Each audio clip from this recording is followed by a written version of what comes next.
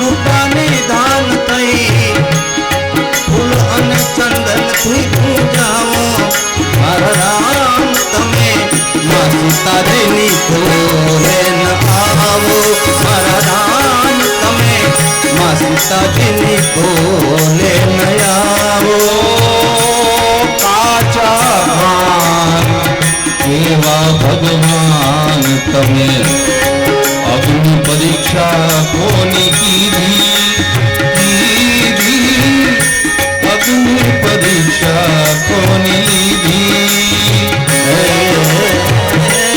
કાચા કાન તમારા એવા ભગવાન તમે અગ્નિ પરીક્ષા કોની કીધી અગ્નિ પરીક્ષા કોની કીધી મારી હારે જેને અરે વગડો વેઠો અરે તમારો પડછાયો થઈને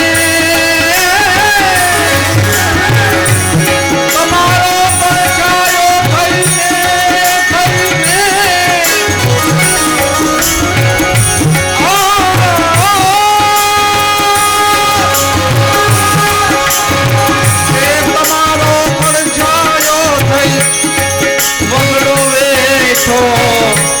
ધોબીની વાતે ત્યાગી દીધી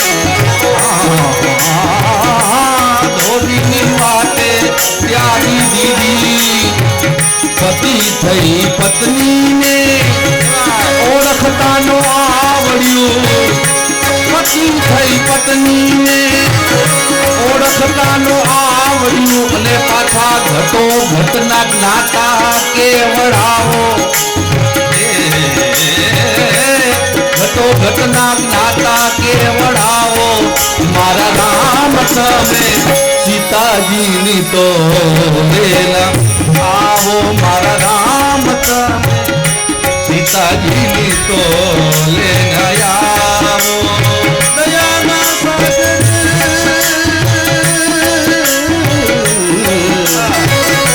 કૃપાની દાન થઈ સૂર્યને ચંદન થી પૂજાવો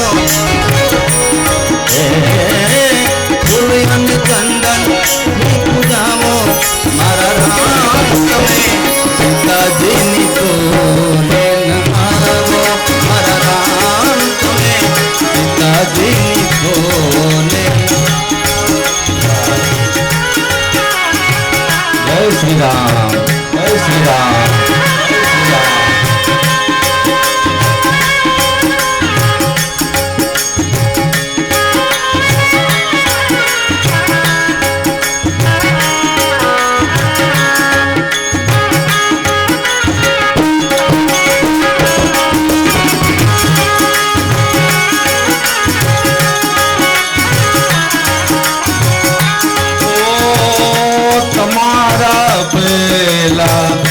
અશોક મનમાં સીતાજી રાવણને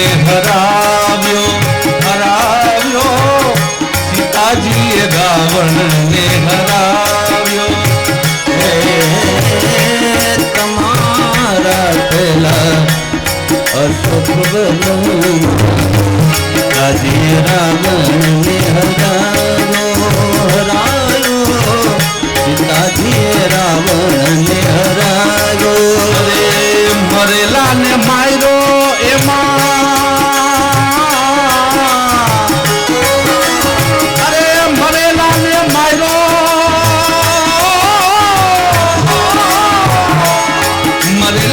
માર્યો એમાં કર્યું શું પરાક્રમ અમથો વિજયનો લ્યો છો લાવો અમથો વિજયનો લ્યો છો લાવો મારા રામ તમે સીતાજીની તો મારા રામ તમે સીતાજીની તો સીતાજીની તો સીતાજીની તો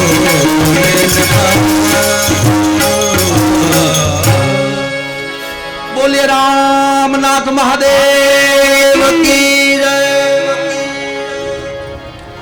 બોલે સોમનાથ नाथ महादेव की जय।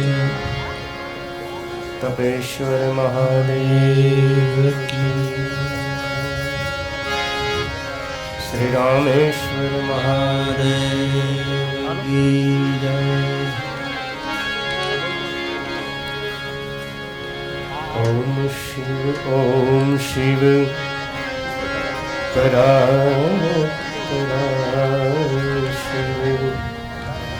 ओमकारा शिव तव चरणम्। ओम शिव परा शिव ओमकारा शिव तव शरणम्। ओम शिव परा शिव ओमकारा शिव तव चरणम्। ओम शिव परा शिव ओमकारा शिव तव शरणम्। नमामि शंकर भगवान शंकर उमा महेश्वर तव शरणम्।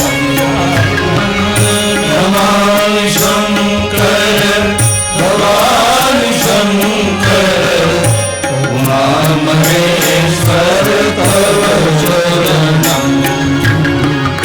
ओम शिव परा शिव ओमकारा शिव तव शरणम्। ओम शिव परा शिव ओमकारा शिव तव शरणम्। शिव तव शरणम्।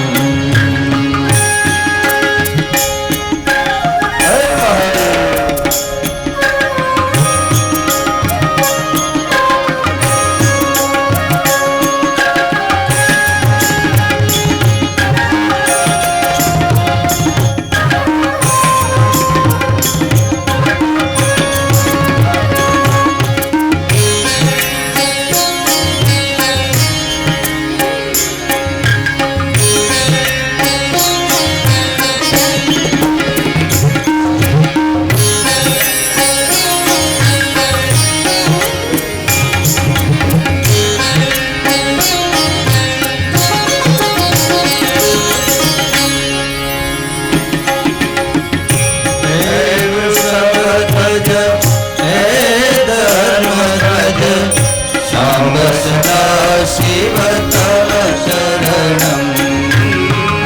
हे वृषभध्वज हे धर्मध्वज साम सदा शिव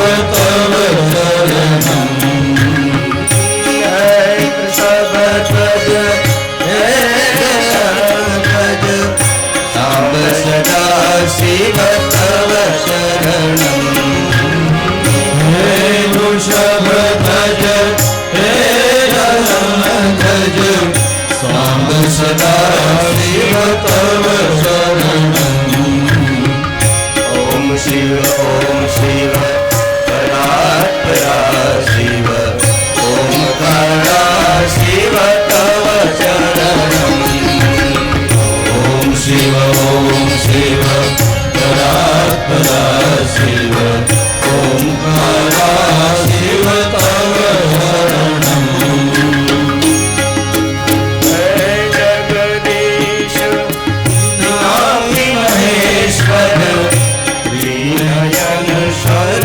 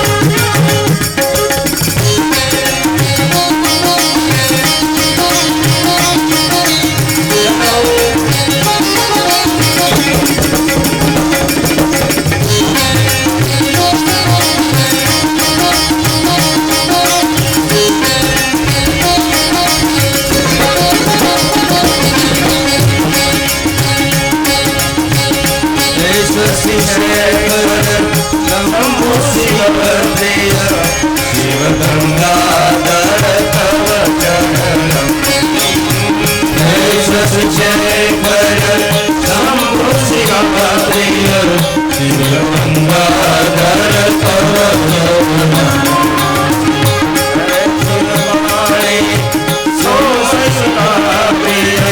शिव शिव विष्ट तव चरणम् हे सुरपाणे सोम शिव प्रिय शिव शिव विष्ट तव चरणम् ओम शिव परात्परा शिव ओंकार शिव तव चरणम् ओम शिव परात्परा शिव ओंकार शिव तव चरणम्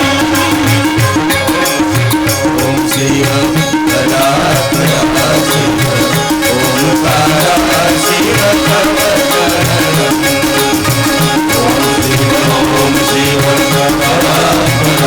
शिव ओंकार शिव तव चरणम्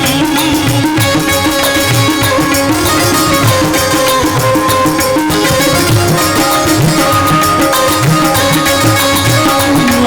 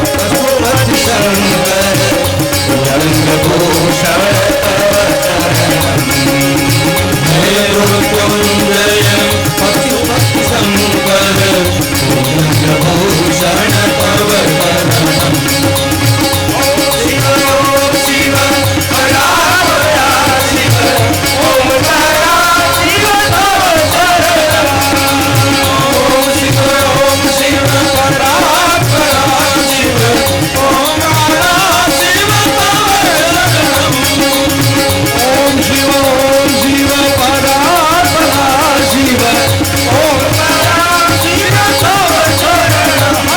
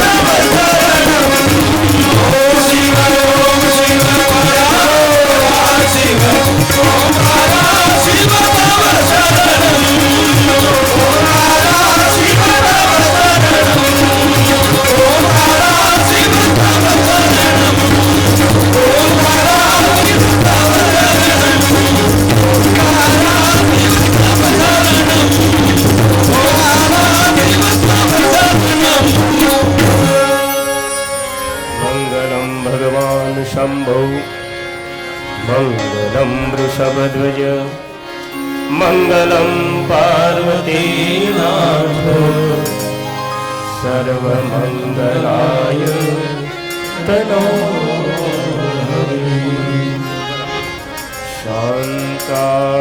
शांताकारं शिखर शयनम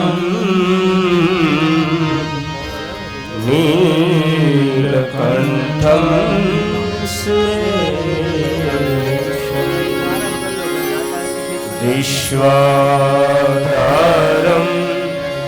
स्फटिक सदृशम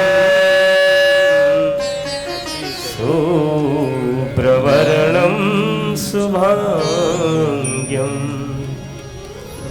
गौरीकान्तं त्रिनयनं योगिज्ञानगम्यं वन्दे शम्भो भवभयहरणं सर्वलोकैकनाथं सर्वलोके तथा નૈમિષારણ્ય ક્ષેત્રમાં સતપુરાણી કહી રહ્યા છે. સતપુરાણી શૌનક આદિ ઋષિઓને કહે છે કે હે મહાત્માઓ, મહાદેવની કથા, ભગવાન શિવની કથા પાપરૂપી જંગલોને બાળનારી છે. માણસે અધમમાં અધમ પાપ કર્યા હોય એવા પાપી મનુષ્યને પણ શિવ કથા મુક્તિ આપનારી છે, એના પાપને ધોઈ નાખનારી છે. ત્યારે શુદ્ધ પુરાણી શૌનક આદિ ઋષિઓને કહે છે કે હે મહાત્માઓ, કૃપા કરી અમારી આગળ એવી કોઈ કથાનું વર્ણન કરો કે અધમમાં અધમ પાપીની મુક્તિ થઈ હોય એવી કથા કોઈ શિવ મહાપુરાણમાં હોય તો મારી આગળ વર્ણન કરો. શુદ્ધ પુરાણી શૌનક આદિ ઋષિઓને કહે છે કે હે મહાત્માઓ,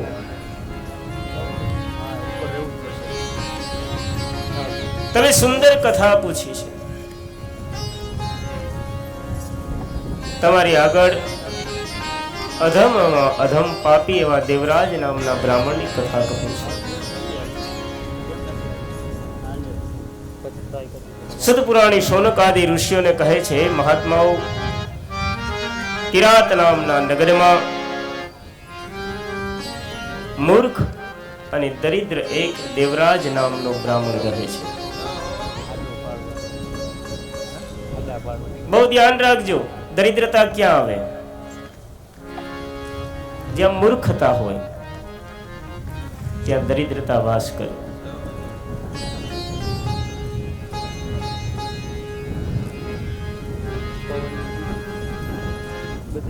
આ દેવરાજ નામનો બ્રાહ્મણ શુદ્ધ પુરાણી શૌનક આદિ ઋષિઓને કહે છે કે મહાત્માઓ, દેવ ધર્મથી વિમુખ, સ્નાન સંધ્યાથી ભ્રષ્ટ બ્રાહ્મણને ત્યાં જન્મ મળ્યો છતાં જે પોતાનું કર્મ છે કર્મને ચૂક્યો છે.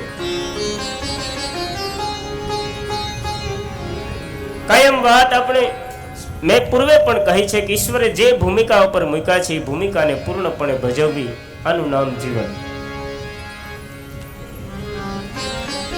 મને સાધુને ત્યાં જન્મ થયો છે, મારું કર્મ સાધુમય હોવું. બ્રાહ્મણને ત્યાં જન્મ થયો, એનું કર્મ બ્રાહ્મણ. જે જે ભૂમિકા ઉપર ઈશ્વરે મૂક્યા હોય એ ભૂમિકાને પૂર્ણપણે ભજવી લેવી, આનું નામ જીવન છે. પણ આ બ્રાહ્મણ સ્નાન સંધ્યાથી ભ્રષ્ટ, વૈશ્ય વૃત્તિમાં પરાયણ, અને એનું કામ છે વિશ્વાસુ લોકોને છેતરવાનું. બહુ ધ્યાન રાખજો, કોઈને છેતરવું સારું નથી, છેતરાઈ જવું સારું છે. બીજાને છેતરવું નહીં, મજા છેતરાઈ જવામાં છે. કાગ બાપુએ કીધું, સમજ્યા છતાં છેતરાજે તું એકલો. બધી ખબર હોય કે આ માણસ મને છેતરે છે, એ છતાંય છેતરાઈ જવું કઈ વાંધો નહીં, એમાં હાર તમારી નથી. કાયમ હારે છેતરનારો. એક શાકભાજી વાળો રોજ શાકભાજી વેચવા જાય, અને બહેનોને ઘણી વખત એવું હોય કે હું આને કઈ ખબર નથી. એક બેન રોજ ખોટો સિક્કો આપી અને શાકભાજી લઈ, પેલો માણસને ખબર છે કે આ મને ખોટો રૂપિયો રોજ આપે છે,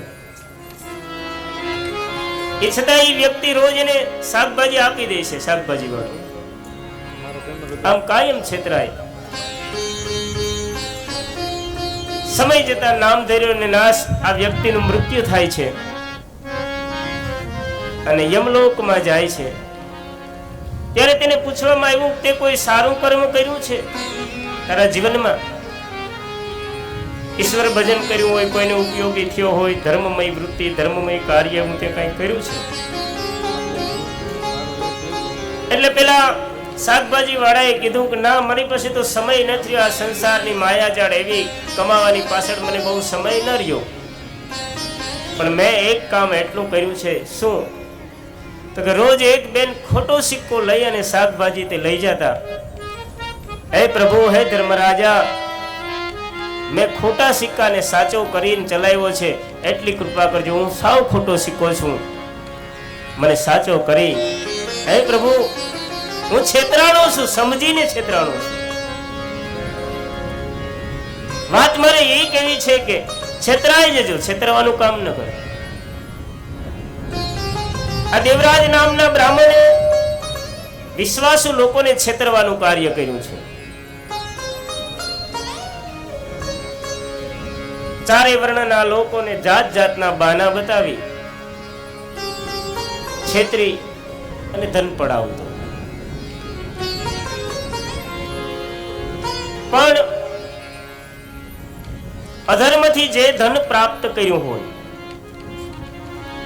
આ લક્ષ્મીનો એક નિયમ છે, જે માર્ગેથી આવે એ જ માર્ગે જાય છે. પાછી અધર્મના રસ્તેથી, અનીતિથી કમાયેલું ધન હોય ને, એ સદમાર્ગે ક્યારેય વપરાતું નથી. બહુ યાદ રાખજો. જેટલું સદમાર્ગેથી ધન મળ્યું હોય એટલું જ સદમાર્ગમાં વપરાય છે. બાકી અનીતિથી કમાયેલું તો અનીતિના માર્ગમાં જાય છે. એમ એણે અધર્મથી પુષ્કળ ધન ભેરું કર્યું,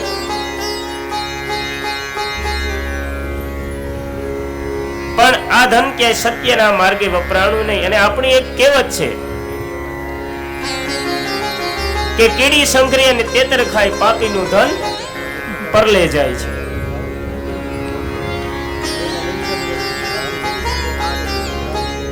એક વખત આ દેવરાજ નામનો બ્રાહ્મણ સ્નાન કરવાને માટે થઈ સરોવરે જાય છે, તળાવે જાય છે. ત્યાં એની એક શોભાવતી નામની એક વ્યભિચારની સ્ત્રીને જોઈ. આ વ્યભિચારની સ્ત્રીને જોઈ અને દેવરાજ નામનો બ્રાહ્મણ કામથી વિહવળ બન્યો છે. એકબીજાની આંખો મળી છે. પેલી સ્ત્રી એ તો ધન માટે પોતાનો દેહ વ્યાપાર કરનારી છે. એને આ પુરુષ સાથે આંખ મળી એટલે પેલી સ્ત્રી શોભાવતીને એમ થયું કે મારા ફંદામાં કોઈ ધનવાન પુરુષ ફસાણો. આ વ્યક્તિ કામી છે, એની વિચારધારા. આને એમ થયું કે મારા ફંદામાં કોઈ સ્વરૂપવાન સ્ત્રી ફસાય છે.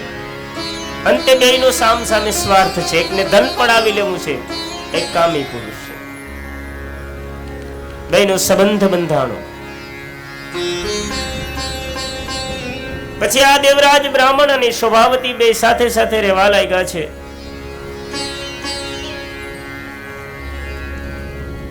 કામ ભોગ વ્યસની બન્યો છે, શરાબનું વ્યસન.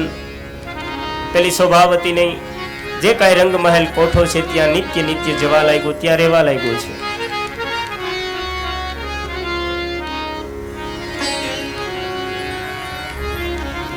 સમય જતા એના માતા પિતા, પરિવાર, પોતાની પત્ની, એમને ખબર પડે છે કે દેવરાજનો માર્ગ પલટાઈ ગયો છે, કોઈ અવડે માર્ગે જાય છે. એટલે માતા પિતાની એક ફરજ રૂપ એ દેવરાજને કહે છે કે બેટા, તું બ્રાહ્મણનો દીકરો છે, તારે આ અવડે માર્ગે ન જવું જોઈએ. તારો માર્ગ છે બરાબર નથી, સદમાર્ગે વળી જા. આ બધું છોડી દે, અપકીર્તિ થાય આમાં. પણ દેવરાજને આ વાત કડવી લાગે છે. જે સત્ય કહે છે ને એ કડવું લાગે છે. એને ગુસ્સો પછી તો આવવા લાગ્યો. રોજ રોજ શરાબ પીને ઘરે આવે છે. માતા પિતા સમજાવવાનો પ્રયાસ કરે, માતા પિતા ઉપર ગુસ્સો કરે છે. એક દિવસ આ નશો જેવો છે, એવી વિચારધારા છે. પછી તો આ સ્ત્રી સાથે રહી તો અભક્ષ્ય ખાવા પણ લાગ્યો છે. અને એક નિયમ છે, જેવું અન્ન એવું મન, એવી વિચારધારા. એક દિવસ ખૂબ શરાબ પીધો છે અને એવો વિચાર આવ્યો કે આ માતા પિતા રોજ કકડાટ કરે છે, પત્ની કકડાટ કરે છે, જો એને મારી નાખું તો મને કોઈ કેનારું રહે નહીં. એટલા માટે રાત્રિના સમયે ખૂબ શરાબના નશામાં ઘરે જાય છે અને સુત પુરાણી સોનકાદી ઋષિઓને કહે છે કે આ બ્રાહ્મણે પોતાના માતા પિતા પત્નીની હત્યા કરી છે, અધમ પાપ કર્યું છે. માતા પિતાની જે કઈ ધન સંપત્તિ હતી આ લઈ અને પેલી શોભાવતી નામની સ્ત્રીને આપી છે. પેલી સ્ત્રી તો ધન માટે જ હતી. ઘણો સમય કામ ભોગ ભોગવવા લાગ્યો છે એની સાથે. અને ગીતામાં કહ્યું છે કે ભોગે રોગ ભયમ. માણસ અનેક પ્રકારના જેમ જેમ ભોગ ભોગે એટલે માણસ એને રોગિષ્ઠ બને છે. પેલી શોભાવતી સ્ત્રીને પણ એમ થયું કે હવે આની પાસે કઈ ધન નથી, જે ધન હતું એ તો હરાઈ ગયું છે. એટલે એ સ્ત્રીએ પણ એને તરછોડી દીધો છે. આ બ્રાહ્મણ દુખી થયો છે, વિચારવા લાગ્યો કે હવે શું કરું. અને પોતાના કર્મ કર્તવ્ય એવા જેથી કરીને ગામમાં તો કોઈ એને માગ્યું અનાજ પણ આપે નહીં. દયા એ માણસ એવા માણસને ખાય કે એના ઉપર દયા લાવવાને માટે યોગ્ય હોય. એટલે આ દેવરાજ નામના બ્રાહ્મણને એમ થયું કે એક કામ કરું, ગામ છોડીને અહીંથી ક્યાંય ચાલ્યો જાઉં. એટલે દેવરાજ નામનો બ્રાહ્મણ પોતાનું ગામ છોડી અને પરગામ જવા લાગ્યો છે. ગામથી ઘણો દૂર એક પ્રતિષ્ઠાન નામનું નગર, અને આ નગરમાં જઈ ચડ્યો છે. પણ અહીં કોઈને ઓળખતો નથી. ક્યાં જાઉં, ક્યાં રોકાઉં, ક્યાં મને ભોજન પ્રાપ્ત થશે. પણ જે સમયે પ્રતિષ્ઠાન નગરમાં આવ્યો છે એ સમયે પવિત્ર શ્રાવણ માસ જેવો માસ, અને એક શિવાલયે માસ પારાયણ શિવ મહાપુરાણ કથાનું આયોજન થયું છે. આ માણસે એમ વિચાર કર્યો કે શિવાલયે જઈ અને રોકાઉં. શિવ કથા સાંભળવાની પોતાની કઈ ઈચ્છા નથી, રુચિ નથી. ઈચ્છા તો એટલી છે કે ત્યાં ભોજન મળી રહે અને મને આશ્રય મળી રહે, એવા ભાવથી આવ્યો છે. પણ શિવ નામ તો કલ્યાણ કરનારું છે, ઈશ્વર નામ કલ્યાણ કરનારું છે.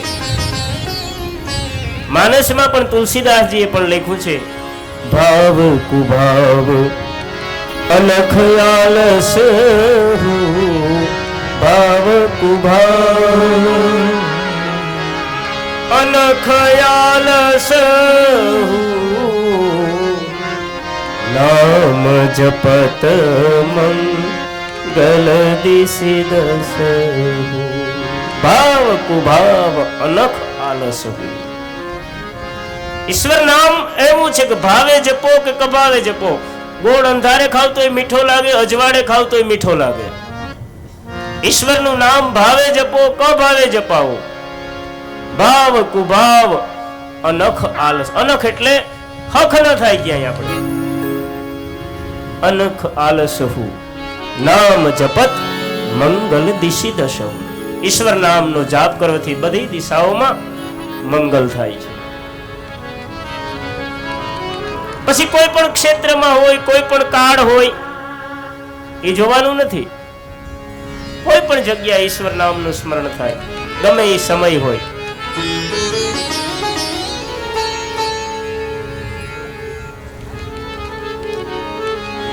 ગમે એ વર્ણનો માણસ હોય, ઈશ્વર નામ કલ્યાણ કરનારું છે.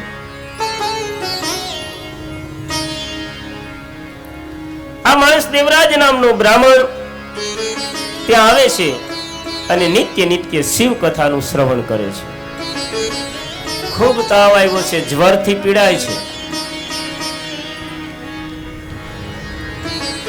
ભાવ સાંભળવાનો નથી, પણ ત્યાં રોકાણો એટલે કાને શબ્દ તો પડે. આ માણસને શિવ કથા સાંભળી અને જ્યાં શિવ મહાપુરાણની કથા થતી હોય ને એ ક્ષેત્ર તીર્થ ક્ષેત્ર બની જાય. સવારે મેં વાત કરી, ભગવાનનું વાંગમય રૂપ બિરાજમાન ત્યાં હોય છે. આ માણસ તીર્થની અંદર કથા સાંભળવા લાગ્યો. 1 માસ એની કથા સાંભળી છે, પણ માસ પૂર્ણ થવા જ્યાં આવ્યો છે એવા સમયે આ બ્રાહ્મણનું ત્યાં મૃત્યુ થાય છે. તીર્થમાં મૃત્યુ પામ્યો છે, પણ પોતાના પાપ કર્મને લીધે યમના પાર્ષદો આવી આ દેવરાજ નામના બ્રાહ્મણને પાસથી બાંધી યમપુરીમાં લઈ જવાની તૈયારી કરે છે. જ્યાં યમપુરીમાં લઈ જવાની તૈયારી કરે છે એવા સમયે ભગવાન શિવના ગણો આવી અને આ યમના પાર્ષદોને કહે છે કે હે યમના પાર્ષદો, આ જીવાત્માને તમે છોડી દો. આ જીવાત્મા યમપુરીમાં નહીં, એને કૈલાસમાં લઈ જવો છે. યમના પાર્ષદો કહે છે કે હે રુદ્રગણો, આ અધમમાં અધમ પાપી મનુષ્ય છે. આણીએ માતા પિતાની હત્યા કરી છે, પત્નીની હત્યા કરી છે, દુરાચાર કર્યા છે, અવળે માર્ગે ચાલ્યો છે. આને તો યમલોકમાં અનેક પ્રકારની યાતના આપવી પડશે. રુદ્રના ગણો કહે છે કે અધમમાં અધમ પાપ કર્યા હોય એ છતાંય શિવ કથાનું જેણીએ શ્રવણ કર્યું હોય, શિવ ક્ષેત્રમાં જેનું મૃત્યુ થયું હોય, એને ભગવાન કૈલાસમાં વાસ પ્રાપ્ત થયેલા પાપ બળીને ભસ્મ થઈ જાય, માટે તમે એને છોડી દો. આમ ભગવાન શિવના ગણો અને યમના પાર્ષદો સાથે જ્યારે સંવાદ ચાલે છે એવા સમયે સંવાદ કરતા કરતા યમપુરીની નજીક પહોંચ્યા છે. ત્યારે યમરાજાને એમ થયું કે આ બધું કોલાહલ શું છે? સામ સામે એટલો બધી સંવાદ કે યુદ્ધની તૈયારી. શિવના ગણો એમ કહે છે કે અમે તમને દંડ આપીશું જો આ પ્રાણીને નહીં છોડો તો. યમરાજાએ આવીને જોયું છે, ધર્મરાજાએ તો જોયું કે ભગવાન શિવના ગણો યમના પાર્ષદો સાથે વિવાદ કરે છે. યમરાજાએ વિચાર કર્યું કે આ વાતમાં આપણે પડા નહીં, આ તો મહાદેવના ગણો છે. એટલે યમરાજા પોતાના ખંડની અંદર પાછા ચાલ્યા જાય છે.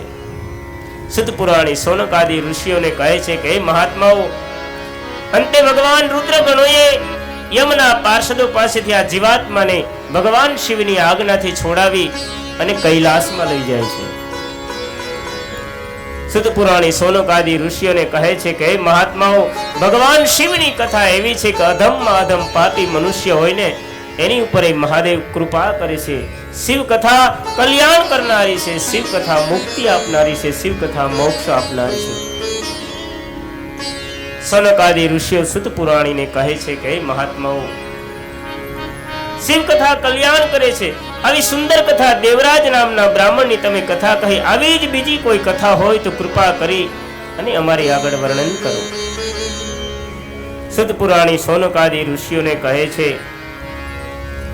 કે હે ઋષિઓ, તમે પરમ ભાગ્યશાળી છો, જેથી કરીને તમને આવી સુંદર કથા સાંભળવાની ઈચ્છા થાય છે. કારણ કે આ જગતમાં ઈશ્વરનો ભક્ત છે ને એ શ્રેષ્ઠ છે. ઈશ્વરના ભક્ત 4 પ્રકારના હોય છે. માનસમાં પણ કહે છે પ્રભુ ભગત જગત 4 પ્રકારા, સુકૃતિ ચારિહુ અનઘ ઉદારા. મહાદેવનો ભક્ત હોય, ભક્તના 4 પ્રકાર કીધા. એક યથાર્થી, એક આર્ત, એક જિજ્ઞાસુ અને એક જ્ઞાની. આમ 4 પ્રકારના મહાદેવના યા તો પ્રભુના ભક્ત હોય છે. યથાર્થી એટલે એક ઈશ્વર ભક્ત એવો છે કે જે ધનની ઈચ્છા રાખનારો છે, મહાદેવ પાસેથી કંઈક પ્રાપ્ત કરવું. મહાદેવના મંદિરે જતો હોય તો લગભગ પાવલી ધરીને મોટી આશા. યથાર્થી ઈચ્છા રાખનારો. એક ભક્ત એવો હોય છે જે આર્ત, દુઃખથી પીડાતો હોય, એ ઈશ્વરનું ભજન કરે. અને એટલા માટે તો માં કુંતાએ માંગ્યું છે કે અમને કાયમ દુઃખ પ્રાપ્ત થાય, જેથી કરીને હે રણછોડ, હે દ્વારકાધીશ, તું અમને ભૂલા નહીં. તારું અમે નિત્ય નિત્ય ભજન કરતા રહીએ. એક યથાર્થી કઈક ઈચ્છા વાળો, એક આર્ત એટલે દુઃખથી પીડાતો ઈશ્વરનું ભજન કરે. ત્રીજો જિજ્ઞાસુ, કઈક જાણવાની ઈચ્છા વાળો ઈશ્વર ભજન કરે. કથામાં જઈએ, ચાલો કઈક જાણવા મળશે, કઈક જ્ઞાન પ્રાપ્ત થશે, જિજ્ઞાસુ ભક્ત. અને ત્રીજો જ્ઞાની, બુદ્ધિશાળી. કહ્યું છે આ ચારેય પુણ્યશાળી છે. કોઈ ને કોઈ પ્રકારે ઈશ્વરનું ભજન કરે ને એ પુણ્યશાળી. ભાવે કભાવે અનખ આલસો નામ જપત મંગલ દિશિદસ. અને ઈશ્વરનું નામ તો રસાયણ જેવું છે છે, કલ્યાણ કરે કરે ને કરે. આપણે એક સાખીઓ રામ નામની ઔષધિ ખરી રીતિ સે ખાય, અંગ પીડા વ્યાપે નહીં, મહારોગ મટી જાય. રસાયણ જેવું છે ઈશ્વરનું નામ, રોગને મટાડનારું છે. રોગ એટલે ક્યાં રોગની વાત કરો છો? તાવ, સામાન્ય બીજા કેન્સર, ફલાણું ફલાણું જે તે કહે. આ રોગ મટાડવાની વાત નથી કરી. આ તો દૈહિક રોગ છે. તકલીફ આત્માને આ દૈહિક રોગ થી, આત્માને આ શરીરને કઈ લેવા દેવા છે નહીં. એ તો અમર અવિનાશી છે. એને દેહને શું, શરીરને શું? તો શરીરના રોગો છો એનું દુઃખ આત્માને ન હોય. આત્માને દુઃખ છે ભવરોગ.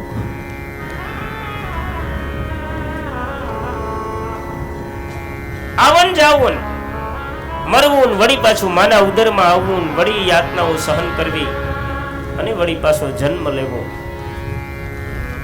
આ દુઃખ આ જીવને થાય, આત્માને થાય. આવન જાવનના ફેરામાંથી, ભવરોગમાંથી મુક્ત કરે ને ઈશ્વરનું નામ મુક્ત કરે. ઈશ્વરનું નામ રસાયણ સેવે, રસાયણ રૂપ છે, દવા રૂપી જ છે ઈશ્વર નામ. ભવરોગમાંથી મુક્ત કરે. પણ પથ્ય પડાય ને તો પહેલી વાત એ છે, દવા તો જ કામ કરે. ડોક્ટર સાહેબ, આપણે ડોક્ટર પાસે જઈએ, શરદી થઈ હોય, મેલેરિયા થયો હોય, તાવ આવ્યો હોય, ડોક્ટર પાસે જઈએ એટલે ડોક્ટર દવા આપે. પણ દવાની સાથે સાથે એટલી ટિપ્સ આપે કે આ જ્યાં સુધી દવા ચાલુ છે ને ત્યાં સુધી તીખું તળેલું ખાવું નહીં, ખાટું ખાવું નહીં, વાસી ઠંડુ ખાવું નહીં, ઠંડુ પીવું નહીં. તો જ આ દવા કામ કરે, બાકી આ દવા કામ કરે નહીં.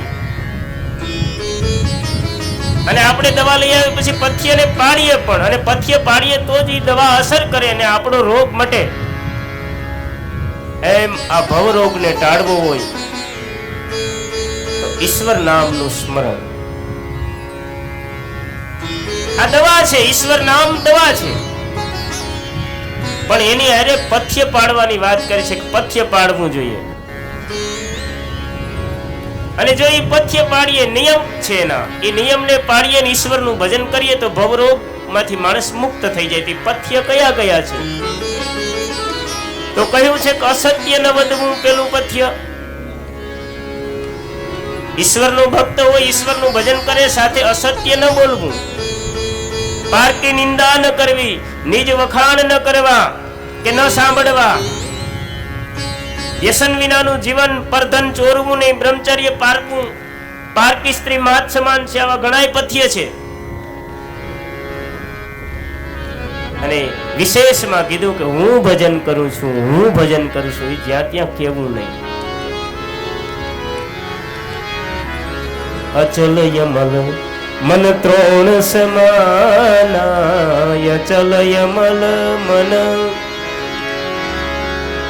ત્રોણ સમાના, સંયમ નિયમ શીલી મુખના. જ્યાં ત્યાં કેવું નહીં હું ભજન કરું, હું ભજન કરું, એવું ન કહેવું. અને બીજું અભિમાન ન કરવું, ગર્વ ન કરવો. કારણ કે ગર્વ કર્યો સોય ન રહાયરો. ગર્વ ન કરવો, અભિમાન ન કરવું.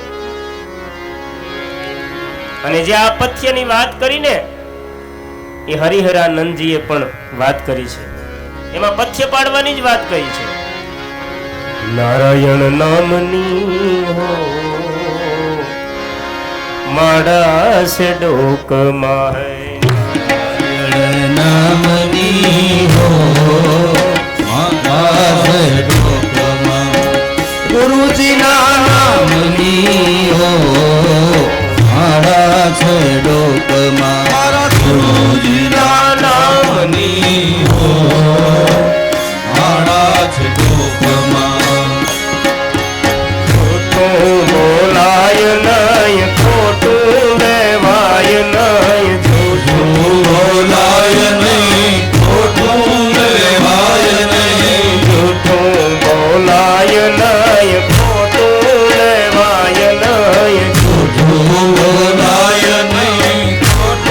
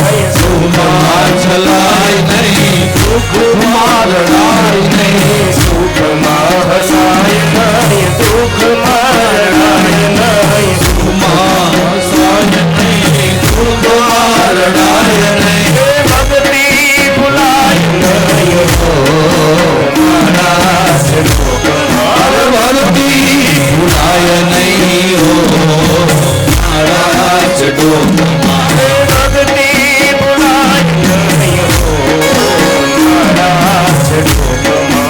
ભક્તિ ભૂલાય નહીં હો મારા સ્વરૂપમાં.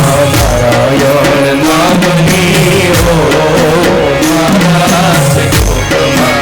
નારાયણ નામની હો મારા સ્વરૂપમાં. ગુરુજીના નામ એકલા કવાય વેદ હરખાય નહીં હો મારા સ્વરૂપમાં. વેદા આય નહીં હો મારા સ્વરૂપમાં. નારાયણ નામની હો મારા સ્વરૂપમાં. નારાયણ નામની હો મારા સ્વરૂપમાં. ગુરુજીના નામની હો મારા સ્વરૂપમાં. ગુરુજીના નામની હો મારા સ્વરૂપમાં. જય મહાદેવ.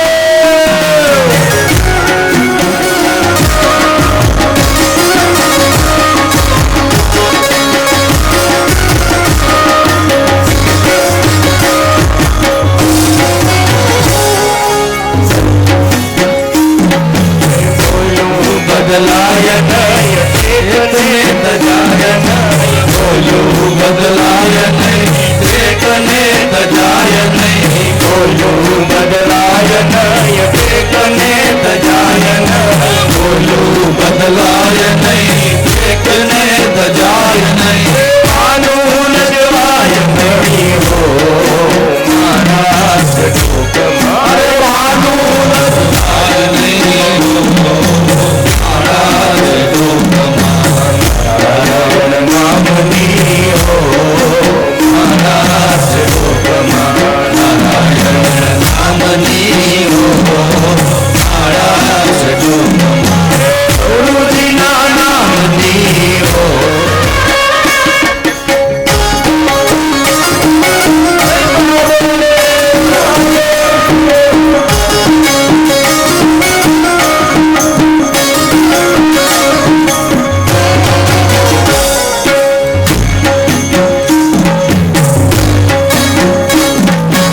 હરિહરાનંદ કહે સત્ય છુપાય નહીં. હરિહરાનંદ કહે સત્યને છુપાય નહીં. હરિહરાનંદ કહે સત્યને છુપાય નહીં. હરિહરાનંદ કહે સત્યને છુપાય નહીં. નારાયણ વિસરાય નહીં હો મારા સ્વરૂપમાં. નારાયણ વિસરાય નહીં હો મારા સ્વરૂપમાં.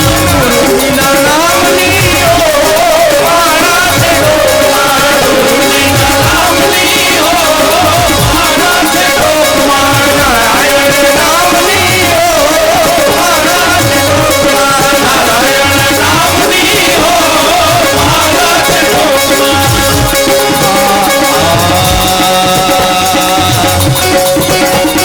તારી ધૂન લાગી ભોળા તારી ધૂન લાગી. તારી ધૂન લાગી ભોળા તારી ધૂન લાગી. તારી ધૂન લાગી વાલા તારી ધૂન લાગી. તારી ધૂન લાગી ભોળા તારી ધૂન લાગી. હર હર શંભુ ભોળા તમારી ધૂન લાગી. હર હર શંભુ ભોળા તમારી ધૂન લાગી. ડાક ડમરૂ વાળા તમારી ધૂન લાગી. ડાક ડમરૂ વાળા તમારી ધૂન લાગી. તારી ધૂન લાગી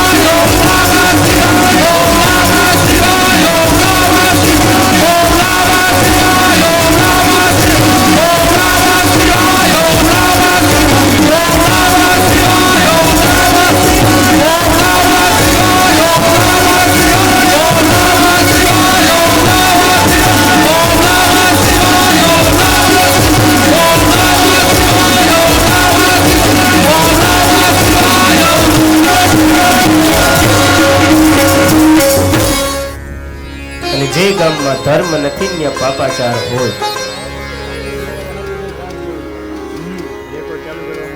અને કોઈ સંતોએ કહ્યું છે કે રામ નામનું ઝૂંપડું ને ભલે પાપી ના હોય 10 ગામ, આગ લગાવો ઉસ ગામ કો જ્યાં નહીં રામનું નામ. ઈશ્વર નામ જ્યાં નથી.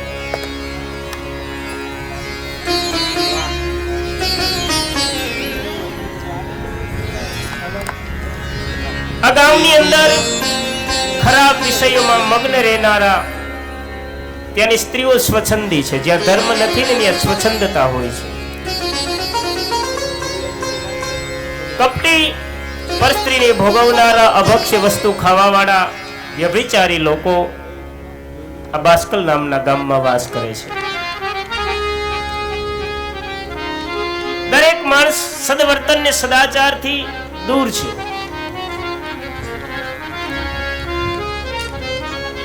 આ બાસ્કલ ગામમાં એક બિંદુક નામનો પાપી અને દુરાત્મા બ્રાહ્મણ રહે છે. તેમની પત્ની સદાચારમય પવિત્ર છે, જેમનું નામ ચંચુલા છે.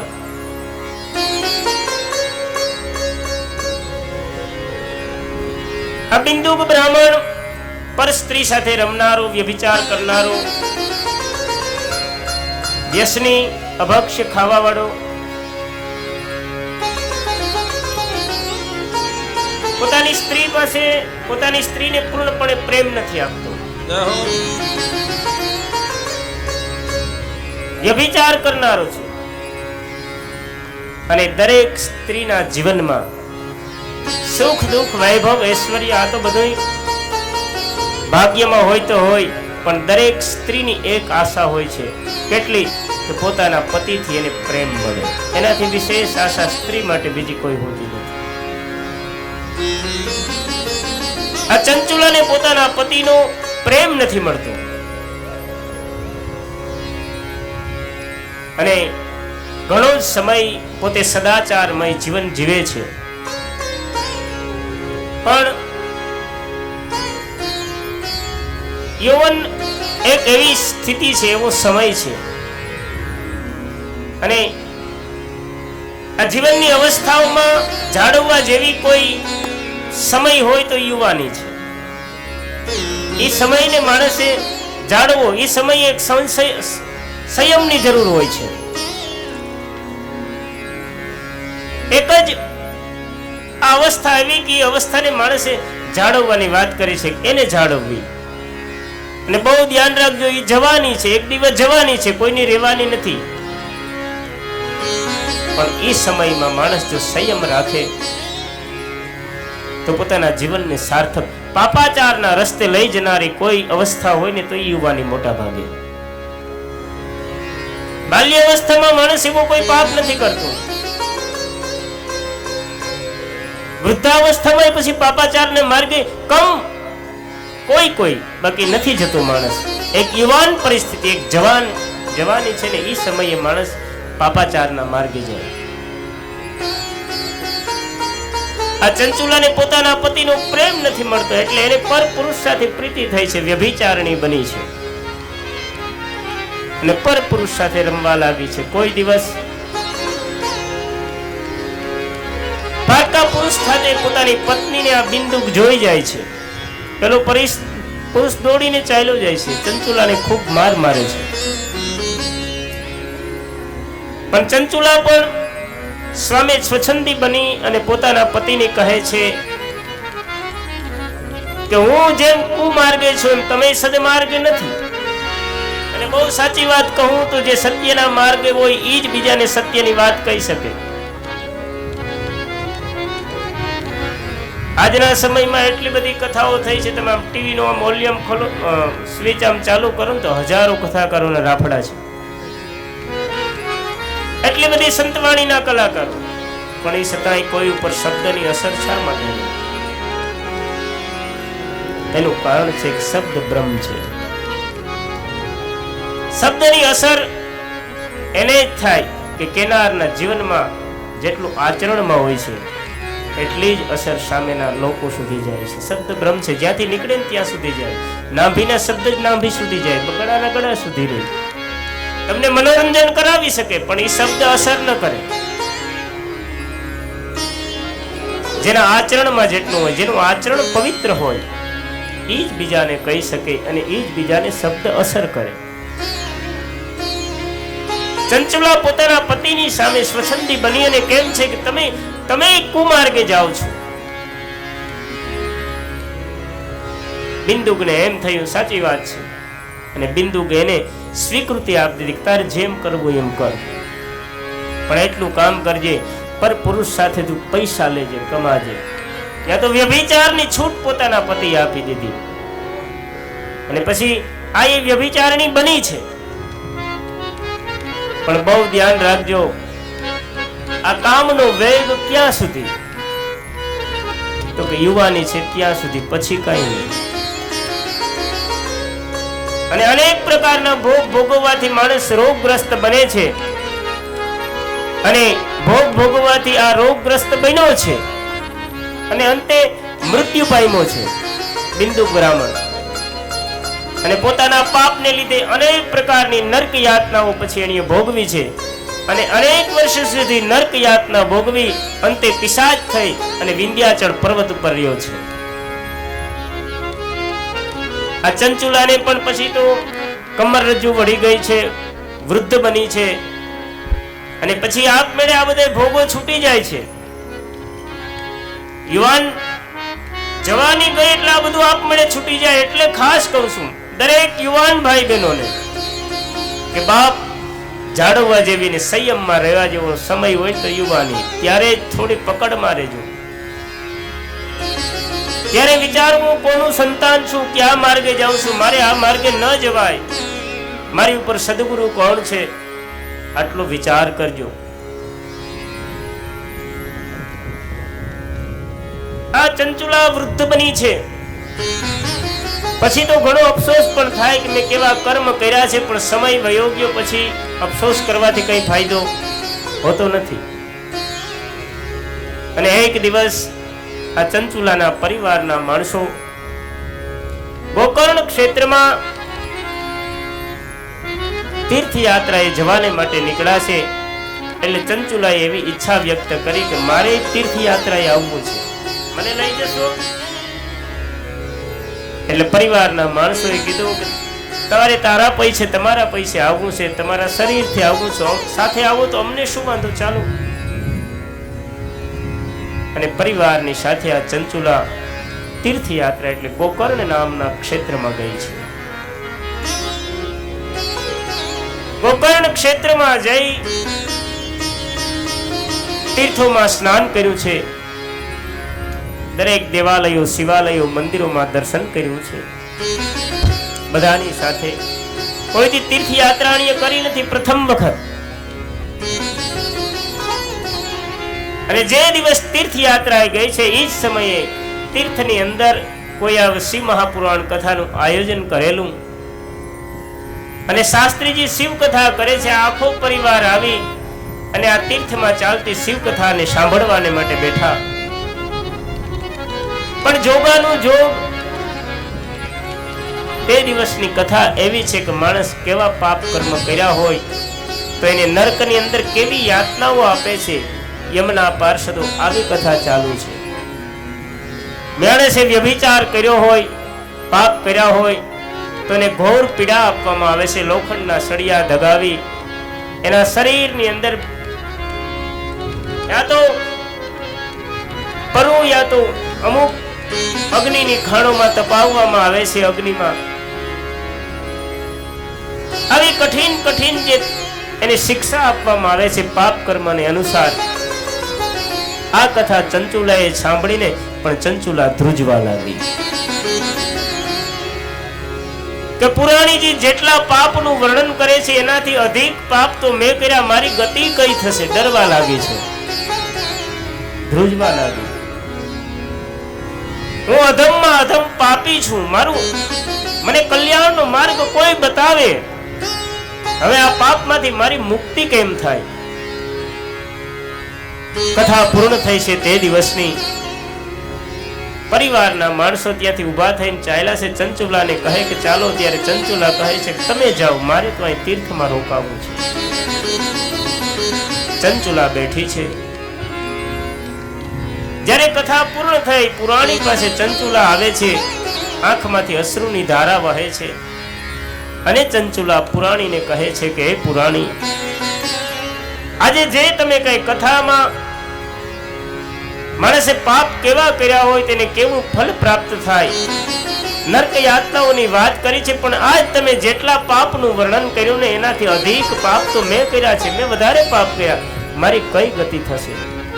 મેં પાપો કર્યા છે એવા હું ભૂલ્યો તારી સેવા. મેં પાપો કર્યા છે એવા હું ભૂલ્યો તારી સેવા. મારી ભૂલો ના ભૂલનારા તારી કરુણાનો કોઈ પાર નથી. મારી ભૂલો ના ભૂલનારા તારી કરુણાનો કોઈ પાર નથી. હે કરુણા કરનારા તારી કરુણાનો કોઈ પાર નથી. હે કરુણાના કરનારા તારી કરુણાનો કોઈ પાર નથી. હું અંતરમાં થઈ રાજી ખેલ્યો છું અવળી પાજી. અંતરમાં થઈ રાજી ખેલ્યો છું અવળી પાજી. અવળી સવળી કરનારા કરુણાનો કોઈ પાર નથી. સવળી કરનારા તારી કરુણાનો કોઈ પાર નથી. હે કરુણાના કરનારા તારી કરુણાનો કોઈ પાર નથી.